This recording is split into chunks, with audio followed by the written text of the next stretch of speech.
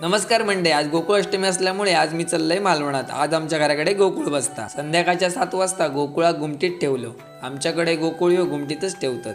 काकांनी दिवो पेटन गोकुळाची पूजा करूक घेतलेली। काकांनी मस्तपैकी पोशाख करून पूजेक बसले। आजोबा जशी पूजा करूक सांगी तशी ते काका पूजा करी होते। मस्तपैकी पूजा करून काकांनी देवाकडे गारणा घातलेली। तसाच घरच्या देवाची पण पूजा करून घेतलेली। पूजा करून झाल्यावर आमचं गोकुळ खूप भारी दिसता। मग घरातल्या मंडळींनी पूजा करूक घेतलेली। मग रात्री 10 वाजता भजनाक सुरुवात झाली।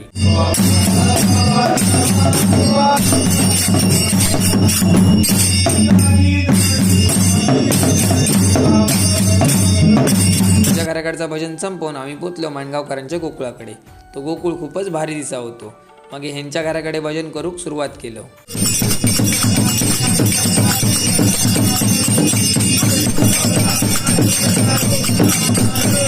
ठीक